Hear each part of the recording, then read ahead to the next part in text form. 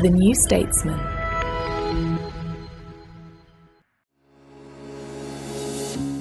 You're listening to audio long reads from The New Statesman, the best of our reported features and essays read aloud. In this episode, The Dawn of the Saudi Century, written by Quinn Slobodian and read by Chris Stone. It was first published on the 20th of July 2023 in the New Statesman magazine and online. The link to read the article is in the show notes.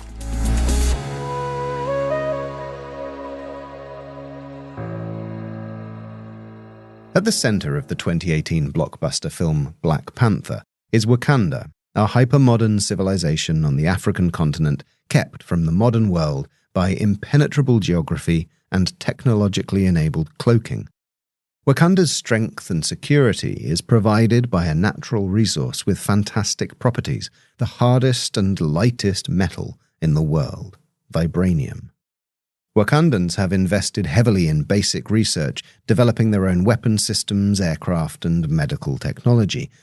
The real tension in the film is whether Wakandans should keep their technological wonders to themselves.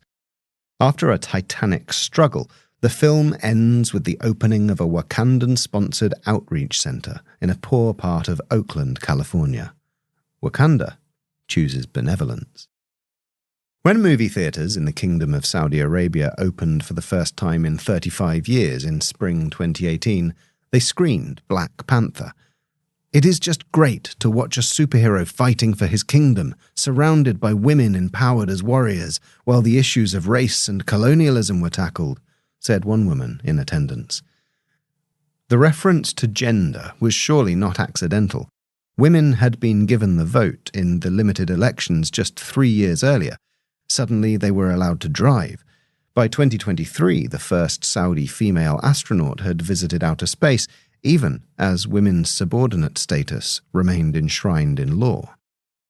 Like almost everything in Saudi Arabia in the past several years, the screening of Black Panther was the project of Mohammed bin Salman, MBS, then in his early 30s. He manoeuvred to the position of Crown Prince in 2017 and became the most high-profile statesman in the kingdom by launching Vision 2030, a long-term plan to develop the country's public services and diversify its economy away from oil. In his first year as ruler, he detained a group of high-net-worth individuals, including key members of the royal family, on charges of corruption in the Riyadh Ritz-Carlton. It's not too far-fetched to speculate that MBS saw himself in the role of the Black Panther T'Challa, guiding his kingdom with a firm hand on the tiller. Aesthetically, Saudi Arabia's crown prince seems to be leading the kingdom Wakandawards. Since the rise of MBS, it has been difficult to transcribe the press releases from Saudi ventures without feeling like you're penning short stories of speculative fiction. This is no coincidence. A confessed fan of science fiction, MBS has commissioned experts in the fantastic to help design his new national projects.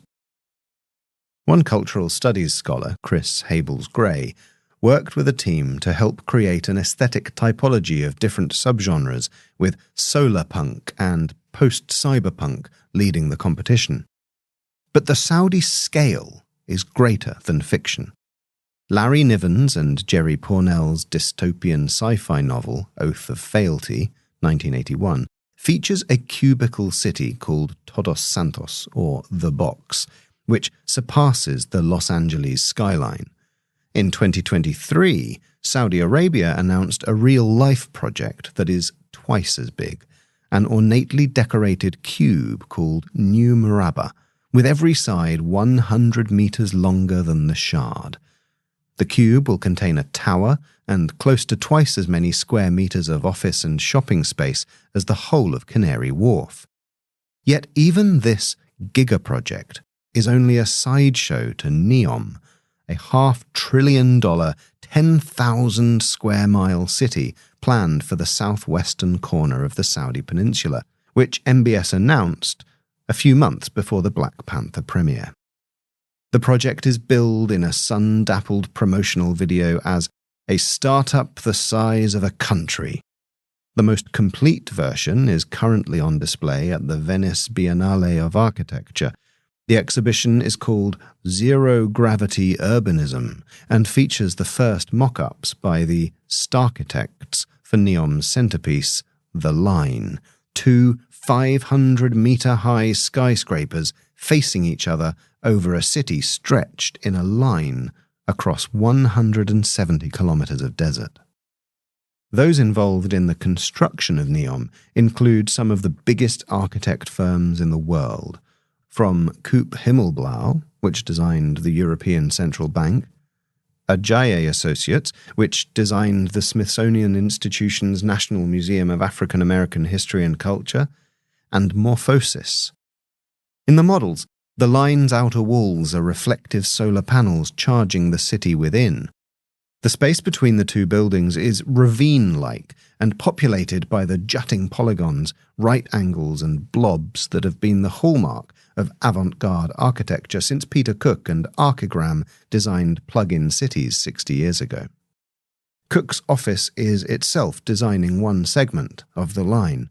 The simulated fly-throughs of Cook's design careen through a claustrophobic alley of modular apartments with jutting balconies connected by sky bridges and covered in hanging gardens, implying a staggering amount of water needed for irrigation. While the architect of Wakanda's Golden City emphasized public transportation, the line appears to be designed for the long-promised personal helicopter taxis which recently had their first successful test flight in Riyadh. It's hard to tell how much of the Saudi vision is real, because so much depends on breakthrough technologies, and there are so few precedents for ventures at this scale. There is also the distortion effect created by a large payroll. So many consultants, design firms, and architecture offices are getting paid that it serves their interest to play along. The Neom job page lists more than 300 open positions, from fish welfare manager to music teacher to financial data modeler, all presumably very well paid. The first rule of the gravy train is you don't ask why the gravy keeps coming. There is also the question of the bone saw. As a person who has worked in the region for years told me, one of the reasons that there isn't that much journalism is the fear of being iced out, or worse. I'm not the first to make a connection between Saudi Arabia and Wakanda. On Black Panther's screening in 2018, a journalist and political operative named Jamal Khashoggi did too. In a column for the Washington Post, he speculated that the real vibranium was stability, financial strength, and strong foreign relations, and suggested the kingdom promote pluralism in the region. Will Crown Prince Mohammed bin Salman, who likely will soon become king of his country, use his power to bring peace to the world around him? Khashoggi asked. 6 months later, he discovered the price of asking such questions when he walked into the Saudi consulate in Istanbul and was later carried out, a dismembered corpse. Norman Foster left the Neom project after Khashoggi's murder, but many others stayed or have joined since. The death of one resident of the supposedly blank space on the map where Neom is to be built, Abdul Rahim al-Khawati, was shot by Saudi forces in April 2020 after he accused the country of state terrorism over his compulsory eviction, has not deterred the Starchitects, nor has a recent statement of concern by UN rapporteurs of the likely execution of 3 more residents. It's also been reported this month that a woman has been sentenced to 30 years in prison for criticising Neom on Twitter. Gross violations of human rights have not halted the march of top-tier sports stars to the kingdom. The last year has seen what one observer called a tsunami of soft power. The most high-profile example is the multi-billion-dollar merger of the Saudi Golf League LIV with the PGA Tour, as the money offered was enough to overcome any reservations held by the sports executives. Football has been another site of expansion, with the Saudi acquisition of Newcastle United in 2021, and the Saudi Professional League now competes with China and the US as the place where footballers spend the final years of their careers. Cristiano Ronaldo, Karim Benzema, and many others have recently moved to the Gulf. Watching from the North Atlantic, it is tempting to alternately laugh and shudder at Saudi Arabia's plans and the craven motives of those willing to help realize them. But making sense of the kingdom is necessary because of its unusual status. Saudi Arabia maintains one of the few wells of money able to be drawn from during a time when ever higher interest rates have made reservoirs of capital evaporate into salt flats. As one AI expert eager to find backing put it bluntly, the Saudis have the advantage of just having cash. In challenging times, Saudi Arabia has become a source of investment and a lodestar for both right-wing politicians and the broader corporate world. We might not like its plans, but Saudi Arabia, ironically a country which owes its wealth to oil, may be one of the few countries with the means and drive to plan for a post-carbon future. If it becomes a thriving exemplar of capitalism without democracy, the prospect of a Saudi century has consequences for us all. As with Black Panther, the story of Saudi Arabia in modern times must begin with a natural resource: oil. Like coal before it, the significance of oil is how it allowed us to break from our dependence on direct energy from the sun. Instead, it fixed the heat in place. The environmental historian John McNeill calls coal frozen sunshine. It yielded half again as much energy per ton as firewood, and 3 times as much as peat, another now forgotten energy source. We've only been in the age of oil for about 5 generations. It was around 1960 that global coal use was eclipsed by the liquid sunshine of oil, which produced twice as much energy as coal. The move from a rock chipped from a wall deep underground to a fluid easily tapped from the surface was also an event in class politics. To harvest coal required the participation of communities that had the ability to bring the economy to its knees by stopping the lifts. Oil, by contrast, was easy to extract, store, and, most importantly, to transport. With the discovery of oil in Saudi Arabia in 1938 and the establishment of the Arabian American Oil Company, Aramco, there was a new source of captive sunshine. Why negotiate with the labour unions in the north of England if you could deal with the sheikhs of the Gulf where labour unions were banned? In 1960, Saudi Arabia formed the Organization of the Petroleum Exporting Countries, OPEC, along with Iran, Iraq, Kuwait, and Venezuela, with other countries to follow. In 1973, the Arab members of the cartel used the oil weapon to protest against countries who had supported Israel during the Yom Kippur War, such as the US. The grievance was smoothed by what became a quadrupling of the oil price, supercharging revenues for the countries with the deepest reserves of liquid hydrocarbons. At the time, the kingdom's crude oil reserves were estimated to be the largest in the world. Being too reliant on a single commodity, no matter how plentiful or desirable, can be bad for a nation. What is commonly known as Dutch disease means resource windfalls can produce inflation, enrich a small elite against the masses, siphon wealth out of the country, and make it unprofitable to build a domestic manufacturing base. The resource drug is too good to stop taking. Focusing overwhelmingly on oil, Saudi Arabia recycled its receipts back into investments abroad and, most notably, American arms.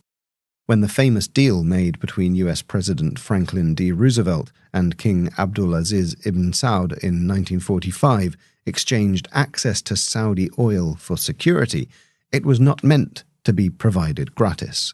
Saudi Arabia has been one of the top customers for US arms exports for the past several decades, ranking in the top 20 worldwide for military expenditures.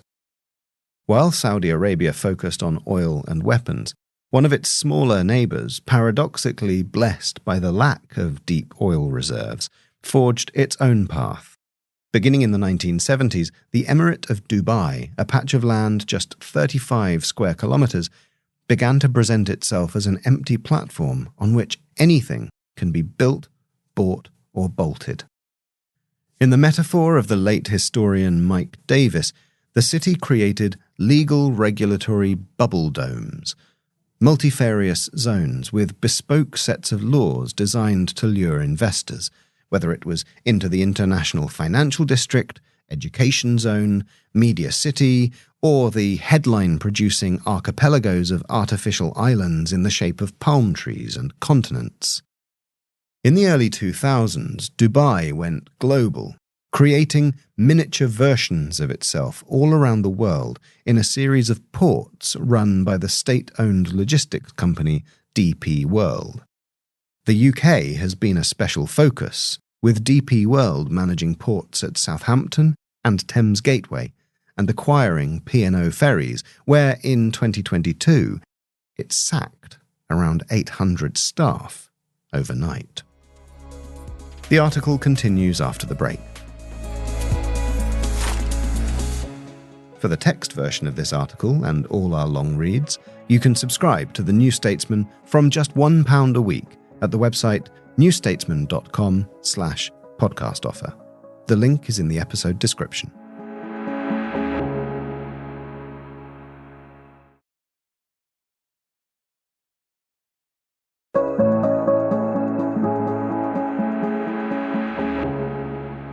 Three developments have made Saudi Arabia take another look at the Dubai model in recent years and enter into a fierce competition with the Emirate for the status of the region's leading capitalist brand. The first is technological. The US success with fractional drilling meant that by 2019 it had gone from being a net importer to a net exporter of petroleum for the first time since 1949. The second is geopolitical. The rising economic power of China, along with its deepening alienation from the US after Donald Trump's initiation of a trade war in 2016, offered Saudi Arabia a chance to work between the camps. At the same time, the so-called OPEC Plus group added non-OPEC countries, including, most importantly, Russia, to counterbalance US power. Since Russia's full-scale invasion of Ukraine last year, Saudi Arabia and OPEC Plus have occasionally acted to frustrate US efforts to shift global oil prices. The third is ecological. With the overwhelming evidence of climate change, Saudi Arabia senses that the terrain for a global investment and even patterns of urban development are changing in a fundamental way. They have no desire to ramp down fossil fuel production quickly. Indeed, last year at COP27 in Sharm el-Sheikh, the kingdom joined China in opposing language in the final text about phasing out all fossil fuels. But it wisely wants to avoid placing all its chips on the potentially stranded asset of petroleum. When the hundreds of thousands of Saudis who went abroad to study on the King Abdullah Scholarship Programme from 2005 onwards returned, they brought back the same Obama-era spirit of enlightened capitalist technocracy shared by Rishi Sunak and Emmanuel Macron. Seen through the management consultant's philosophy of governance, diversing away from oil allows Saudi Arabia to expand its domestic economic base and create more national self-sufficiency in a chaotic and potentially less carbon-dependent future. Saudi's emulation of the Dubai model is most obvious in the push for tourism and financial services. The Saudi budget airline Flynas has ordered 120 new planes from Airbus, a major expansion of its fleet. It also announced plans for a new carrier, Riyadh Air, to compete with Emirates and Qatar Airways, with discussion of ordering 150 aircraft from Boeing and more from Airbus. One of the Vision 2030 goals is to have Saudis stay and spend their money at home. By easing the process for acquiring a visa, it hopes to bring in more foreign tourists too. Dramatic events, such as the Saudi bid to host a world fair called Expo 2030, and the sports washing around major competitions such as the 2029 Asian Winter Games at Neom are eye-catching. But the numbers involved in less glamorous industry are much larger. The $2 billion the kingdom spent on Live Golf seems like less when you realise that in the last week of June alone, the annual week of the Hajj, the Saudi government signed contracts worth 9 times this amount. South Korea's Hyundai secured a $5 billion contract with Aramco to build a petrochemicals plant. An Italian engineering group won a $2 billion contract for another petrochemical expansion at a refinery. A third contract was agreed for $11 billion with the French multinational Total Energies for another petrochemicals facility. Unlike Dubai, Saudi Arabia combines a focus on services and logistics with heavy manufacturing and import substitution industrialization, decreasing its dependence on more developed countries. The world's biggest steel maker, China's Bao Steel, announced plans to set up its first overseas steel plant in one of the kingdom's newly created special economic zones. Saudi Arabia is a lead bidder to take 10% in a Brazilian mining company that focuses on nickel and copper. It's also working with existing asset managers, signing an agreement in November with BlackRock to jointly invest in infrastructure projects. Another signature project of Vision 2030 is a domestic electric vehicle, or EV, industry. Saudi Arabia has a stake of more than $8 billion in the EV company Lucid. Construction began in 2022 on a plant in Jeddah with projected production of 155,000 cars a year. As a developing economy, Saudi Arabia is refusing the binary between domestic resilience and export-led growth. Instead, its approach is a mixture of old and new, building local industrial capacity while also continuing to lean into the advantage it enjoys in matters of oil and solar. In the 19th century, David Ricardo's famous example of comparative advantage was of Portugal focusing on wine because of its sun, while Britain focused on cloth. Few places have more sun than Saudi Arabia. But why not make cloth too, the Saudis wonder? By using the receipts of one approach to finance the other, Saudi Arabia can guard against a near future where exogenous shocks, from extreme weather patterns to democratic deadlock, make the existing world order brittle and prone to fracture. The primary agent for this maelstrom of activity is the Sovereign Wealth Fund, the Public Investment Fund, or PIF.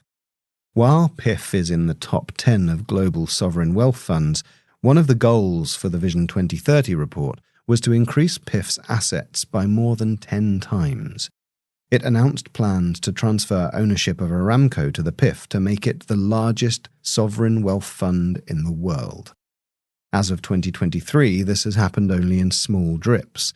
The 4% of Aramco recently transferred to PIF is worth $80 billion.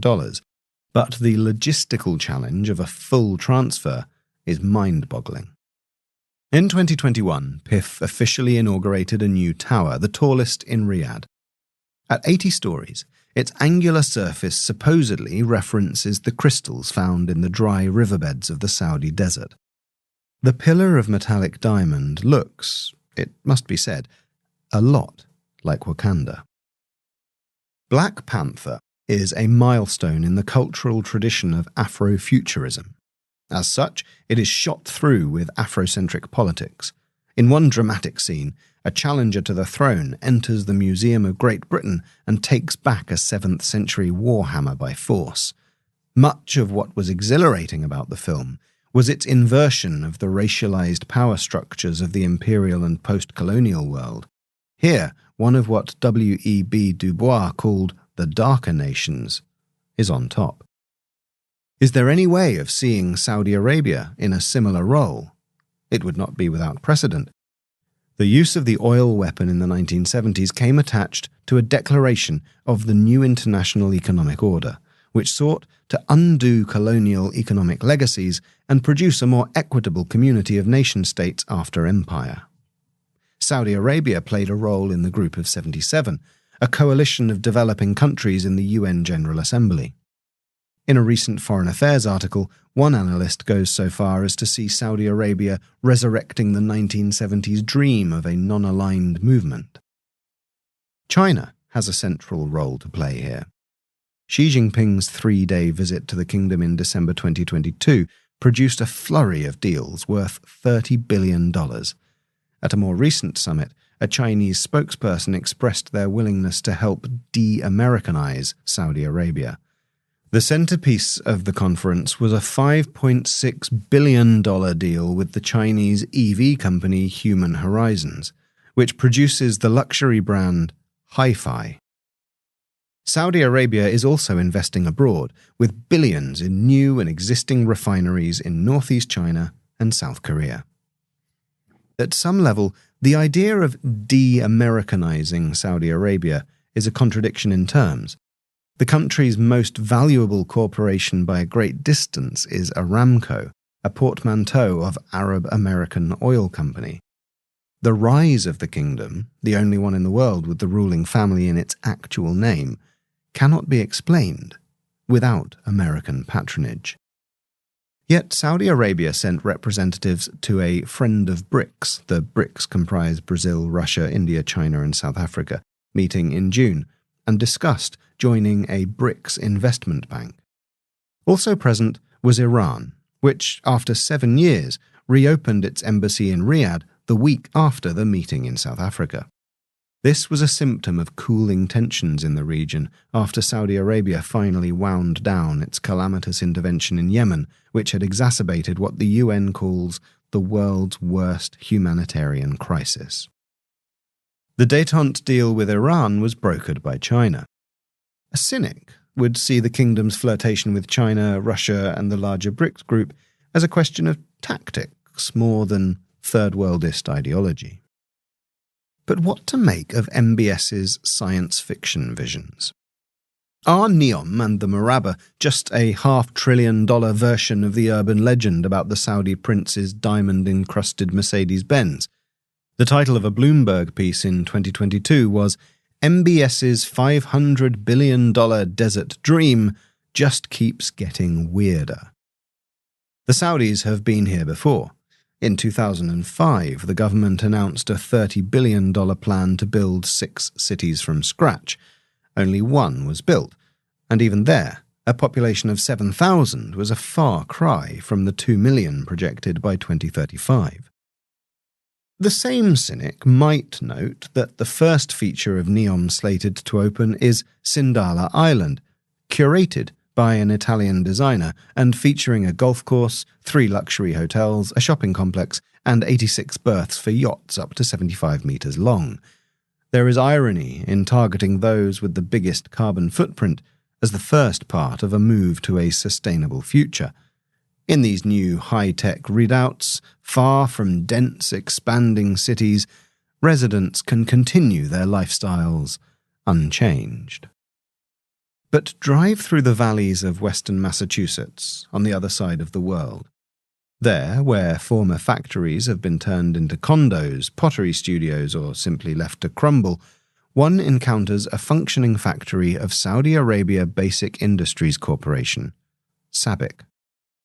In 2002, SABIC bought up the Dutch petrochemicals company DSM with factories in Belgium and Germany. The importance of Saudi money is impossible to overstate in times of scarce capital, but comparing the numbers involved is almost sad.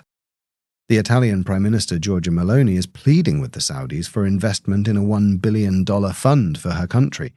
Meanwhile, Saudi Arabia is quietly getting things done in the UK. In 2007, SABIC bought the Old Huntsman chemical plant in the northeast of England and is expanding operations, and the British Conservative Party lauded the kingdom's investment in a chemical plant in Teesside. SABIC's front-page adverts in the Financial Times picture soft-lit scenes of domesticity and sustainability and are placed alongside the fallen world of Swiss watches and Bulgari Jaguars. The company enjoys a positive reputation for competence and innovation.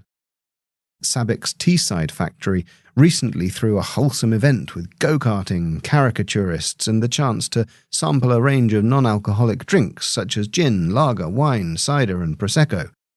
It's easy to see why the British government is happy to look the other way on Saudi Arabia's human rights record, and, as recently reported, is putting forward British partners for Neom. The Gulf is pulling off the heavy-handed combination of traditional morality with hypercapitalism which the Tories could only dream of achieving. The kingdom has also made a push into green hydrogen. In May, Saudi Arabia signed a deal to build a green hydrogen production facility with investment of $8.4 billion, as well as an additional $6.7 billion for the plant's engineering, procurement, and construction. The electrolyzing process at the heart of green hydrogen is energy-intensive, but solar can fill this role. Solar trackers are being supplied by a Spanish provider, and the Indian multinational Larsen & Toubro is providing the solar, wind, and battery storage. As a pioneer in desalination, the kingdom also has a jump on the seemingly insurmountable problem of water. Squint hard enough, and what critics justifiably call Blade Runner in the Gulf can look as much like the international energy utopias of Kim Stanley Robinson's The Ministry for the Future. Successful investments in renewable energy at scale would lead many to forgive the superyachts. If crypto technologies such as Dogecoins and NFTs were the morbid symptoms of the age of zero interest rate policy, then an EV plant in the desert might be emblematic of an era where the smart money wants some industrial capacity and supply chain resilience to go with its quick profits. It is an open question how many of the contracts signed will come to fruition, but as the narrative that Saudis tell themselves goes, even if a small fraction of the colossal effort is realized, it will be a major victory. Another way to put this is that capital is learning some patience. And Saudi Arabia is one place where the feeling is that even if time is on nobody's side, they are holding a better hand than most, or perhaps anybody. In their 2018 book Climate Leviathan, the geographers Jeff Mann and Joel Wainwright describe a range of possible futures under the conditions of climate breakdown. One possible situation is Climate Leviathan, where countries opt into international binding agreements, giving up some of their own autonomy for the sake of collective survival and coordinated action. Another is Climate Behemoth, where countries simply engage in their own zero-sum push for advantage in an unruly world. Although Saudi Arabia pays the usual lip service to multilateral organization, it seems best to see it as a climate behemoth. It requires none of the traditional forms of democratic legitimation. Even if infighting in the royal family is vicious, contenders for leadership are contained within an hereditary bloodline. The goodwill of the population is bought off in benefits and transfers for the roughly 60% of the kingdom's residents who are citizens. A persistent problem of what an expert in the region describes to me as hidden poverty is one reason why the regime is expanding employment opportunities for citizens, part of the long-term timelines planned by the extravagantly well-endowed Sovereign Wealth Fund. After Trump's election in 2016, to act like a climate behemoth looked like bad behaviour, a blip in what was described as the liberal international order, which had lasted from the end of the Second World War to the present. High-flown rhetoric and empty promises at international summits was still the dominant mode. But this is being rethought. Considering that no binding agreements were forthcoming, and the world was only getting hotter, the oceans higher, and the ice caps drier, maybe there was another way. Maybe an open and unabashed clash between sovereign states could perversely produce better outcomes for all. The former Bank of England chief economist Andy Haldane wrote recently that the global industrial arms race is just what we need. Until now, nothing has driven rich governments like the US to make the outlays of subsidies or investment needed to kickstart a just energy transition. What if a perceived geopolitical struggle of the US and its allies with China and Russia was the missing ingredient?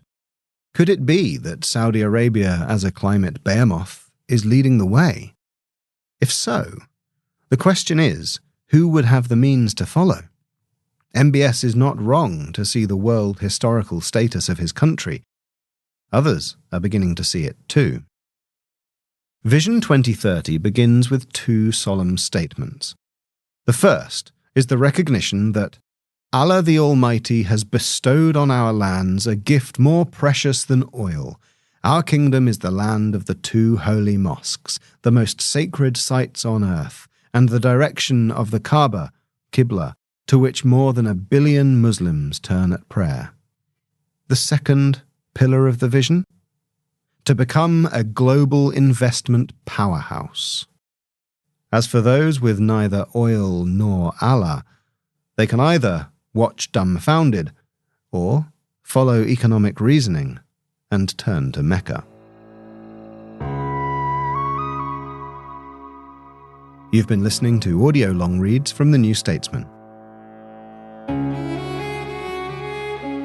This episode was written by Quinn Slobodian, read by Chris Stone, and produced by Suze Cooper. The commissioning editor was Melissa Deans, and the executive producer was Chris Stone. If you enjoyed this episode, listen to last week's audio long read by Jeremy Cliff, titled The Spanish Election Reveals the Future of Europe. Scroll back in the feed or follow the link in the show notes. Audio long reads will be back next Saturday.